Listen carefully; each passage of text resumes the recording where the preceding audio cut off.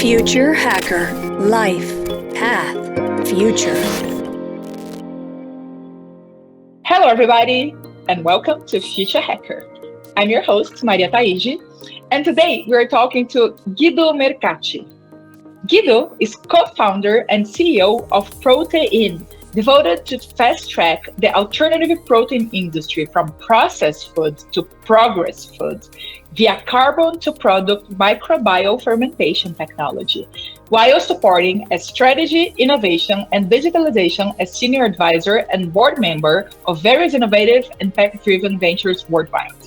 He's been helping brands to benefit from the social enterprise era through connected experiences and purpose-driven business strategy and marketing in companies like Accenture, Publicis, WPP, as a lecturer and advisor at congresses, universities, and executive boards. Guido has a master graduate in textual semiotics on metaverse and hypermedial landscapes at the court of Professor Umberto Eco. And he considers himself a global nomad and a permanent learner with almost 20 years of multi-channel strategy experience across the broader EMEA and APAC regions. He's a member of Top Tier Impact with efforts focused on repurposing open innovation towards a sustainable triple bottom line, instigating change in industry bodies, contributing with seminars, keynotes, or roundtables. Guido, we are finally doing this. It's such a pleasure to have you on the show with us today. Guys, I've been trying for so long. I don't know how to tell you that. How long? Do you know that? It's been a long time. I think we tried all throughout the second part of 2022, and we thought pandemic was difficult for communication and relationship, but I think traveling as well is not helping at times. So finally, I'm so glad to be here, and thank you so much for the hospitality. It's a fantastic time. And I'm pretty sure it was a very good reason. It was a good sign because so much happened and so many interesting things that he's going to share. And actually, it's going to be the first time for me as well. So usually, guys, I do this intro call with everybody that I talk to, so I kind of know what you're talking about. As much as I know about Guido, so much happened, between the time that we spoke and now that you're talking, that is going to be new for me as well. So it's especially exciting today. So let's start by the beginning, right? Guido, so you're the co-founder of PROTe-IN. It's a startup in the field of fermentation of edible proteins for food applications. Could you just tell us more about it? Like, what's it about? So I would start from the name itself, because I think everything it's in there. You notice maybe that there is a small E with the dash. So that E stands for energy or electricity. So what we want to do is really to scale industrially a technology that has been known for many years in the bioeconomy technology sector, but now we are scaling it in continuous with a new proprietary technology together with our industrial partner, Solaris Biotechnology, Donaldson Group. The E stands for electricity because the idea is to produce syngas, so a combination of hydrogen and capture CO2 or bioethanol or methane.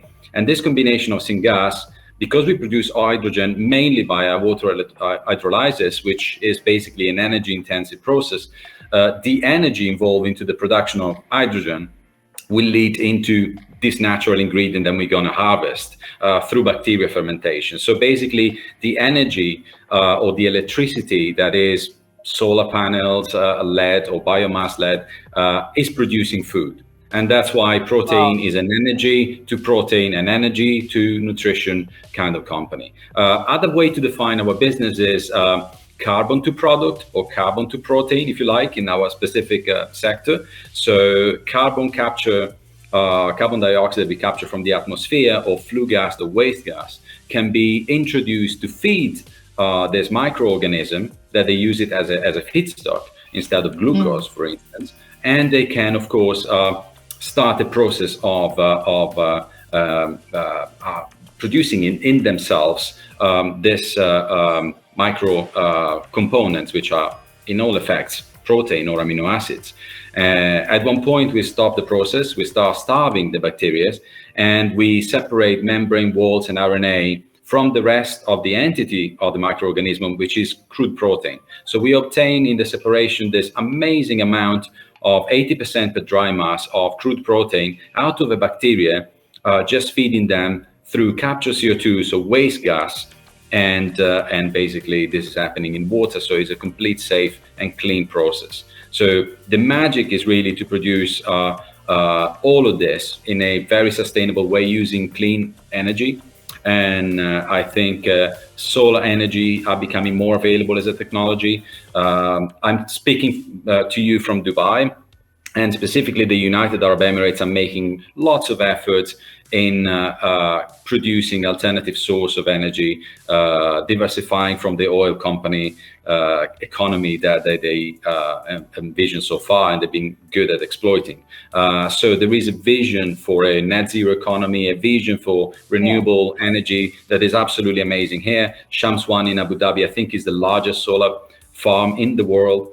And taking advantage of this, we can produce clean energy and clean hydrogen that we call green hydrogen, and use it in the process of producing food out of basically thin air, if you want to say, because, you know, capture CO2 or other gases and water is really something magical that we are venturing into the next decades. That sounds absolutely amazing. Like, what's the story behind that? Like, how long did it take you to get where you are today, and how did you come up with this idea? Like, what's the story? So the interesting story is that we have a fantastic chief science officer, Dr. Jian Yu, professor at University of Hawaii. He has a strong background in fermentation and in other technology related to microengineering and fermentation. And he worked all his life on a number of topics, and he has a great H-index score as well. So we are very, very happy and proud to have him on board. The researches that he conducted, they were mainly in fermentation of microbes to produce polymers or biopolymers. So he has several commercial patents application in bioeconomy solutions related to bioplastics. So some bacteria with a similar process to the one that I just described can start producing biopolymers that are completely biodegradable thermoplastics in water and in soil. And he was using this large, massive bioreactors for these commercial applications. And all of a sudden, you know, he started focusing as well his work into possible food application. There is a company in California called Calista that is, I think they're based in Menlo Park. They've been working on application for fish farming or fish feed with a similar technology to ours. And the solution was available to the public, how to ferment microorganisms, whether they are microalgae or micro mushrooms or bacteria. What Dr. Yu really came up with in the last 5 to 6 years, and then eventually in PROTe-IN the last 3 years, it is a way to make it way more efficient through continuous fermentation. So we have just one bioreactor instead of two, and this bioreactor is extremely efficient, at least minimum 3-fold more efficient than the traditional in-batch fermentation process. So in one bioreactor, we have the feeding and the harvesting. Without opening the vessel, the water of cultivation is in the vessel, and continuously we can harvest the single cell protein out of the bacteria, and then we separate and filtrate, as I said, membrane wall RNA from the crude protein, and we obtain our ingredient. So the experimentation is happening in lab and with small bioreactors, you know, bench size, so 5 to 15 liters. And now we signed an MOU with a fantastic Italian company. We're very proud to have the technology and the engineering made in Italy. The company is called Solaris Biotechnology, and we proudly signed an MOU with them just after they got completely acquired by NASDAQ-listed Donaldson Group, which is a fantastic engineering company. And we're now scaling the design of the bioreactors to a larger size, which for us is 200 and 700 liters. That will be the final prototype. That will be the final product. And thanks to the efforts of Dr. Yu, coming from a different field of bioeconomy, from bioplastics, now we have the solution adapted to to food application. We have many use cases, but we decide for the time being to concentrate on food application specifically for human consumption, because we see the bottlenecks of the food value chain in the need of protein coming from a clean source, avoiding all the bottlenecks of the plant-based solution that we know they are not extremely efficient in terms of performance. As you know, plants, they're not very nutritious or amino acid intense. You need many plants protein to the full range of amino acid. You need lots of quantity. At times they're not digestible enough for many of us, or not. And sometimes the whole chain is not like entirely clean, right? There's a lot of issues still, right? So to resolve. Absolutely, and we risk the fact that the monocrop kind of dilemma, right? We want pea and soy, and so we will have large multinational exploiting territories with pea and soy cultivation. Most of the time, these are GMO cultivation. We don't have long-term study to say that GMO cultivations are causing damages to human health, but still that's what we're doing. We are genetically modifying or editing the seeds, and then of course in this large monoculture cultivation, we use pesticides, we use a number of nasties that we don't want to see on our table or on the final product. And regardless that the performance is not great in terms of nutritional value or digestibility score. Third point is the logistic of it. In Brazil, you have lots of land, you have an amazing territory. I was lucky enough with PROTe-IN, we won through European Institute of Technology and Food Tech Hub Latin America, run by Paulo Silveira, and EIT run by Andy Zinga. They basically offer us the possibility to explore a soft landing in South America. So I spent November with Paulo and traveling through Brazil and visiting many companies, JBC, BRF, Cargill, and I witnessed the capacity that you have of producing crops. At the same time, where I'm talking from in the UAE, we don't have agriculture in large scalable possibilities. In fact, we're investing in hydroponic, aquaponic, aquaculture, different technologies, but we don't have much arable land. Same thing in many regions in the world. At times you have very short seasonality, difficult to reach fresh water, difficult of having arable land. So the bottlenecks of distributing the crop derivatives and the plant-based protein from far away, first of all, logistically it's an effort that will increase the cost. Secondly, it is strange to aim to net zero economy or carbon negative protein while you need to put on a exactly ship, on a plane or on a ship. This is not good. So having a technology that can be adapted like ours in any single portion of this marvelous planet Earth that we live on, in a dark plant, so no need for energy, because the fermentation is basically a bubbling vessel that doesn't need any energy at all. The only energy is in the production of green hydrogen, and eventually in the filtration or the separation if you need the dry powder. So you can have a small dark plant in the middle of the desert with solar panel and water coming from desalinized water from the ocean, so not even fresh water, and all of a sudden you can produce nutrition dense food that you need. That can happen in East Africa. We have several conversations with the Kenyan ecosystem, in the UAE, in a region that are not, at their disposal. They don't have arable land or fresh water or any other natural resources. And I think this will make nutrition fairer, will decrease the cost, will make the supply chain shorter, and certainly more nutritionally valuable, because our protein are as nutrition in terms of BV as egg and beef. And they are super digestible, 0.99 digestibility score. So as a protein, they contain also more amino acid than meat in average. So around 54 grams of total amino acid per 100 grams of protein. Beef is around 53. Plants are extremely inferior.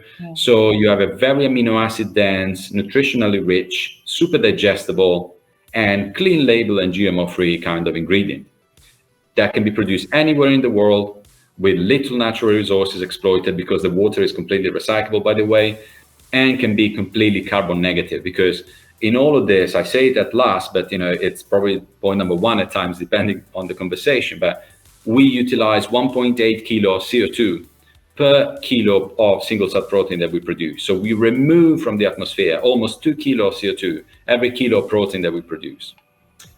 every protein on this planet is carbon positive. They have some CO2 baggage So we are solving that kind of issue. Conceptually moving from offsetting CO2, so the typical cement factory that all of a sudden start planting mangroves or trees in South America, that's offsetting. You buy CO2 credits or CO2 point, but you're still polluting. What we want to do is to go to the manufacturer and say, give me your CO2 for real. We capture that. And we insert in a production line for alternative protein out of microbial fermentation. That's the idea. So inserting the CO2 emission instead of offsetting, which is an old concept that still is good for companies when they do the financial reports, because they carbon credit balance sheet all of a sudden looks good, but it's not solving any problem at all. So just so I can imagine this correctly, when you're producing this protein, and I understand that it's edible and all the benefits, but how does it look like? How does it feel? Is it going to be, does it need to be mixed with something so people can eat? Or is it like, I can't even picture that. Is it a powder? Is it, how does it look like? Imagine any kind of protein ingredients, that comes from, for instance, plant-based, they have this process called extrusion. So they take the plant, and strong and powerful machines, they have different ways to basically reduce them in micropowders. We can do the same. So our protein ingredient comes in a powder, different granulometry, can come in a slurry. So if you need it in a drink or in a water-based solution, because for instance, you can think collagen water or protein water, this kind of solution, or juices or whatever liquid form you need. So you don't need to dry the powder. Otherwise, it's just a simple powder as any other ingredient you can imagine. So if you to tackle the gym goers and the health seeker of this world, you probably would do the typical tub in which you take a scoop of powder and you put it and you add it to any food. That would be the basic possibility. Otherwise, food manufacturer would work with us on proof of concepts, and they will brief us on which kind of protein performances and characteristic they need to do, I don't know, whatever, pasta or snacks or whatever is their final product. And in terms of nutritional value, digestibility, texturability, and other properties, we will define the perfect ingredient for them. The main concept is to provide the industry with something magical. And this is, again, I start sounding like too good to be true. And you can stop me and question any of this, but our protein ingredients out of microbes, it's flavorless, doesn't taste anything. And you can say, wow, that is good.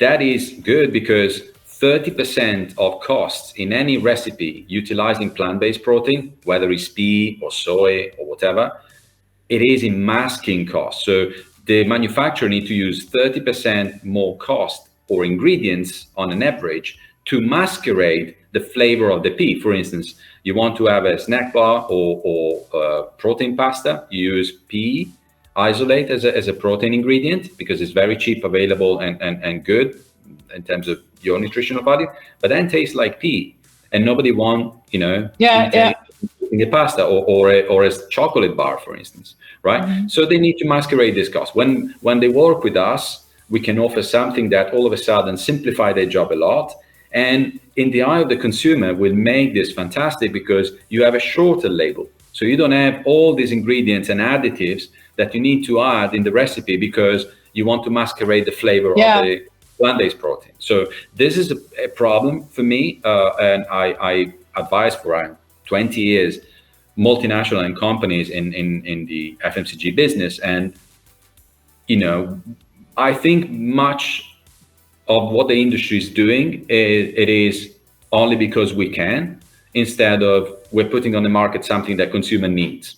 There are many bad reviews about plant-based meat that are related to the fact that consumer don't know what's in the recipe and they cannot read the label. And the industry keep on saying, yeah, we're bettering the product, it's okay, don't worry, it's healthy. And then, some studies comes up, nutritional advices start, being visible to public opinion, and all of a sudden the industry is losing money, and big companies that I won't mention start losing market share and value because all of a sudden consumers say, let's wait a second, this looks more like dog food than real food.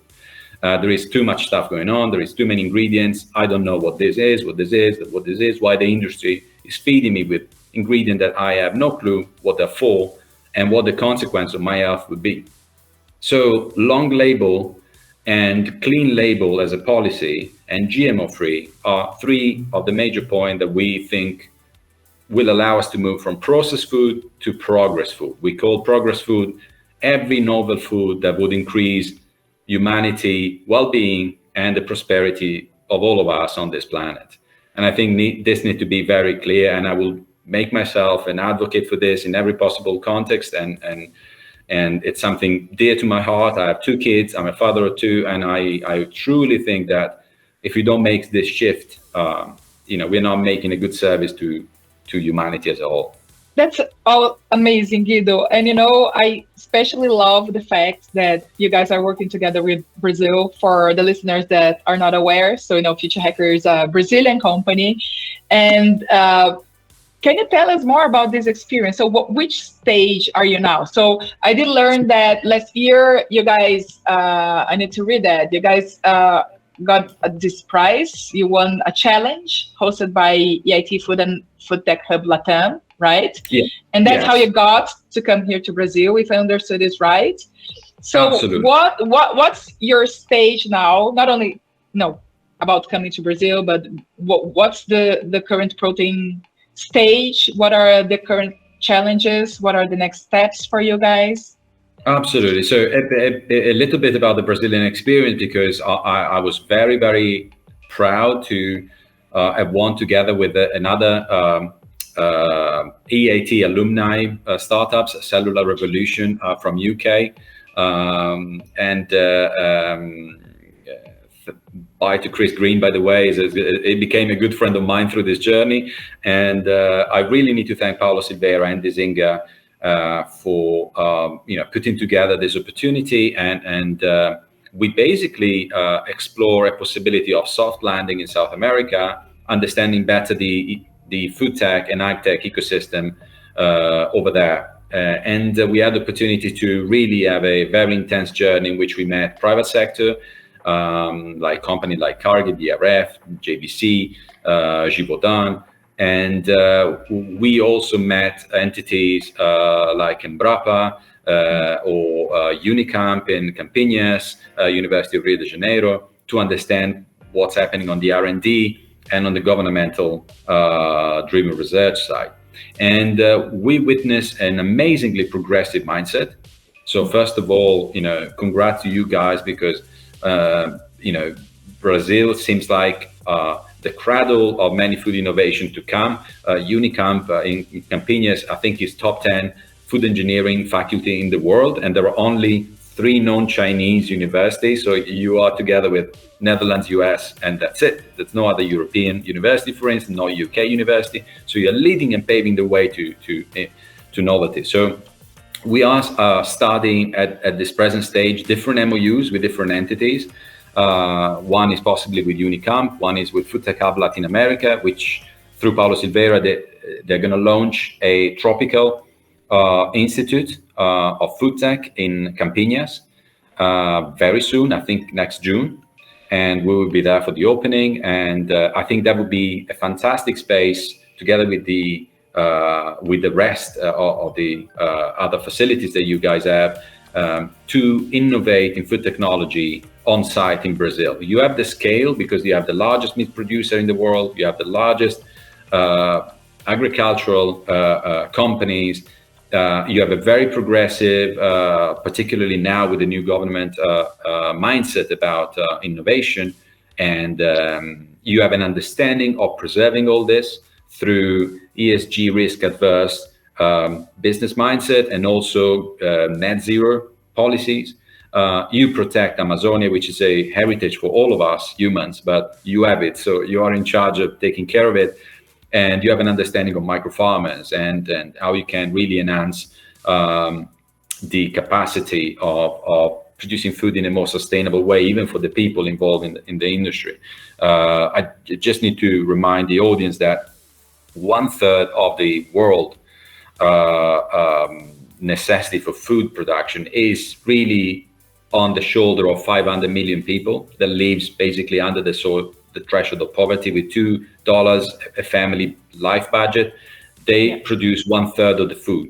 Okay, this 500 millions of farms, and specifically this is happening in Asia, sub-Saharan Africa.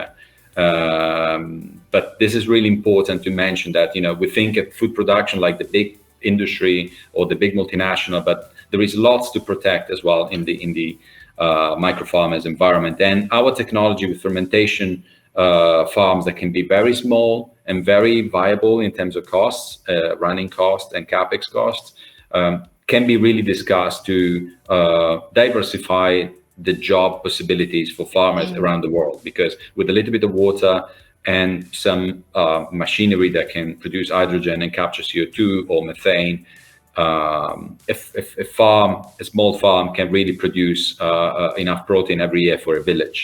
And this is something very, very important to define as well. So Brazil is a fantastic land for us to understand what's next.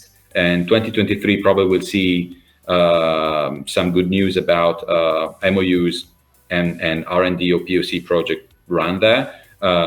And perhaps, the birth of PROTe-IN Latin America as well as an entity, if the market decide that we are an interesting solution enough to be scaled over there as well.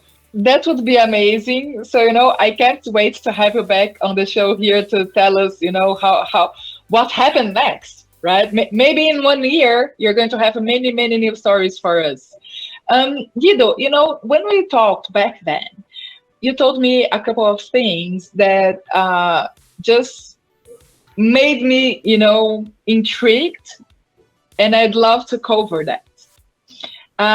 Before, we have these changing topics, could you just let our listeners know, if anyone's interested in knowing more about you guys, or even partnering, or just getting more educated about it, which would be the path? So for us to get in touch with us, you mean? Yes. Oh, absolutely. So I think these days many things are happening on digital channels and digital communication. I can tell you that for the first time in my career, I truly experienced the connected world on an industry. LinkedIn and all the other video platforms are really supporting us a lot in expanding a business that is more diversified and distributed than before. So our company per se, so to you in Hawaii Island, I'm in Dubai. Guido Mercati, my chief business officer, is in Turin, Italy. We have a plant in Bologna. We have a partner in Mantova, near Milan. There is lots going on, and we are all really separated physically, but very much united. So I would suggest everybody to go check our LinkedIn page, and then you will see, of course, my personal connection, email and mobiles and WhatsApp and all the rest. So we can touch base there. It's always the most updated thing that we can have, because we see the synergy with other companies and even governmental entities happening on LinkedIn as a first, a platform to go. Then we have many conversations that are more topical on Twitter as well. So if you can follow our Twitter page as well and engage in whatever is the moment of discussion. In UAE, this is sustainability, Abu Dhabi Sustainability Week, and also Energy Summit, and also Green Hydrogen Summit. So, the Twitter dome is exploding on these topics in the UAE where I am. I'm physically at the Congress tomorrow as well.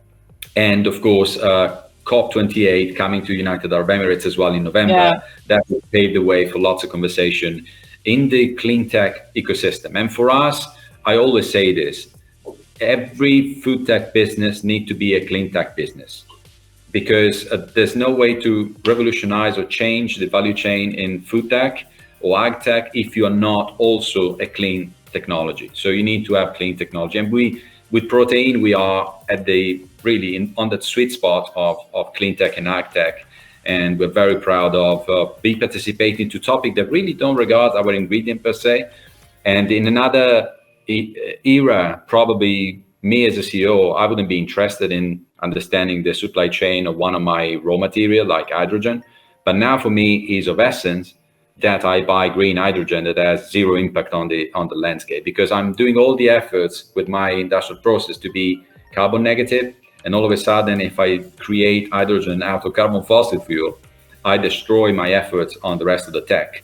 So I need to be interested in clean technology and in the origin and the footprint of not only my raw material, but also of the supply chain and the logistics of my clients. I want to create industrial plants that they can put close to the logistics centers and not so efficient enough and small enough. They can have many instead of having a mega plant in Cincinnati. And then from there, they need to ship the product everywhere and destroy all our efforts. So all of a sudden, I need to be interested, like imagining a funnel. I'm in the middle and I'm a specialist of what I'm doing, microbial fermentation and continuous. And then I need to talk with my suppliers of raw material. I need to talk to my clients to make sure that end to end, this is working and has a positive impact. That's great, Guido. So let's go to the questions then. This is one of the things you told me. We are too focused on new technologies, and we end up missing the simple solutions that come from nature itself. So basically perfecting the environment so nature could do its job at the best. I absolutely love that. But can you give us some example that you've actually seen, besides you guys, of course? Yeah. I mean, this is a statement that at times we forget. The entire discussion on what we call bioeconomy, it is important because all of a sudden we realize that the natural resources are finite and they are discrete, and we have such an amount, and that will be it. So bioeconomy is actually a downsizing in terms of thinking and a regressive thinking that will lead us far ahead. So bacteria, for instance, and fermentation in general, yeast, mushroom, algae, fermentation is the oldest food technology that exists. It goes back to ancient Egypt. We were already fermenting. Egyptian created, out of fermentation of crops, what we call modern beer, for instance, or how we make bread, yogurt, kefir. We use fermentation in so many different applications. Now we have the capacity of going back to the concept of fermenting, microorganism, and scale the technology and perfecting the outcome in terms of efficiency, but still referring to nature, because the fact that a microorganism, a non-pathogenic bacteria that is not harmful for the human body, by the way, we have around 40 trillion of microorganisms in our body as we speak, 40 trillion constantly. And if you kill some of them with medicine or drugs, or you're not feeling very well, it's because this microbiome, it's reducing in size, which is an organ the size of our brain, more or less. So it's astonishing how many microorganisms we have in our body. We can think that our body is a shell that is owned and possessed and driven by microorganisms. And if you think like this, it sounds scary, like an alien movie or a sci-fi movie, but it's a very important concept to remember. And also the emissions, like we have CO2, even pre-industrial level. We didn't invent or create CO2. We had CO2, Plants are good at fixing CO2. Microbes are 10 times better than plants in fixing CO2. So this is another natural concept that once you understand and you refer to nature, and how nature already is doing this better than any other machine, you understand the value of what you can do in the bioeconomy and in the bio-based ingredients technology. We don't edit our bacteria. We select the best bacteria to do the best job, which is, again, leave the genetically modified field completely clean. We don't do that, and we don't want to intervene in the DNA of the bacteria, but we select the best at doing the best. It's like natural selections, and it's like what nature does best. If we think that we are better, genetic engineers than nature, that is a little bit of a stretch, I think, of the imagination. We can do many things with DNA editing. There are moral dilemmas about this on many fronts, like there are on AI these days. We can have different political views about it, but I think the major point is when we understand that nature provides the best solution, and we just need to channel it and make it possible. we have something very big on that we're sitting on. So this is something that we have to think about it more and more. And I think the next few generation will embrace the bioeconomy possibilities better than we never did before. At times, economical interest came along the way in stopping the process. We had electric cars before combustion engines, okay, as a technology that was available before we used oil. All of a sudden, we discovered oil was much easier, more convenient. There were economical interests that exploit that better than producing batteries or other form of electric energy storage, and we went that way. But we had a solution that was more prone to be resilient and good on us, and we drop it and we did something else. So now we have a massive opportunity on not forgetting that nature is providing us the good means to thrive, and it's up to us to endure in this process and be consistent. That's absolutely, what I love about you, Guido, is that you work on complex things that you're able to communicate in a way that I think everybody can understand, and you're always so uplifting, and positive. And my last question to you is going to be in this direction. So you told me back then that you believe that in one generation, our current issues of diseases and hunger will no longer exist, and that people will start acting as a hive. And as much as I loved it, I found it extremely optimistic. I do have a hard time to believe. So what drives you to think something that important and that big could happen so soon? I think I'm generally an optimist. If I have to say, I believe that we humans, we have immense capabilities of connecting with the goodwill and with the good capacity. Many travels that I did throughout my life, I felt in several instances connected to humanity in invisible ways. And I think humanity acts as an hive because we have a collective intelligence that is operating. I believe in the power of ideas, and when ideas started circulating, they're very difficult to be stopped if they're powerful and if they are inherently productive for us. It's very difficult to kill an idea that has absolutely positive consequences. So the attention that we have now on sustainable growth of humanity and this shift that we made, understanding that GDP's growth is not the only growth, but we have a growth on many levels, whether spiritual or physical, to be considered. I think the newer generation are going to apply this massive change. So in a generation, I'm part of Gen X. I'm a 1979 class, so 43, about to be 44. My kids are 9 and 6. And I think the generation already in between us is making, giant leaps into bringing the bioeconomy into reality, bringing climate tech solution as the only solution, reducing consumption, avoiding wastage, and being extremely conscious about the fact that we have only one planet. And for the time being, we are not an interstellar species yet. So we need to deal with what we have, and we will bring, I think, this mindset to several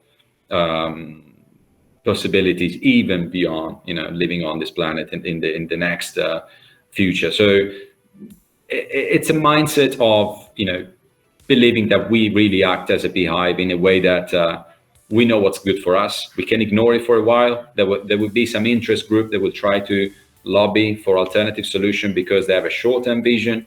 But I'm speaking from a country that had 20 years ago, let's say one generation ago, an oil-based economy. And now this is not the center of the industrial ecosystem anymore. The people that could rely on oil-based economy already made the shift one generation ago. And this is incredible to me. And I breathe and with my Arab friends in the United Arab Emirates in Saudi Arabia, I breathe this renaissance and this idea of we can move forward from things that we are already enjoying, but we know that, they're not the best possible outcome. And if you realize it when you are in a strong position, imagine if you can realize it when you have a crisis, like we are experiencing in Europe, for instance, with the energy crisis due to the war.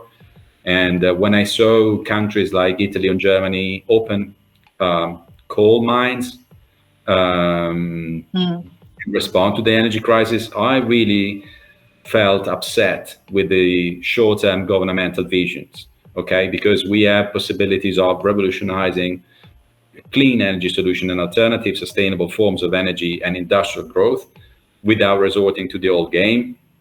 And there's no excuses for this. So I think that people are more prone to adapt to this new ecosystem and new ideas than the politicians, that they have a short-term vision by definition, because they have an election every fixed term. So every 3, 4, 5 years, they will change. So the spectrum of choices, it's very, very reduced.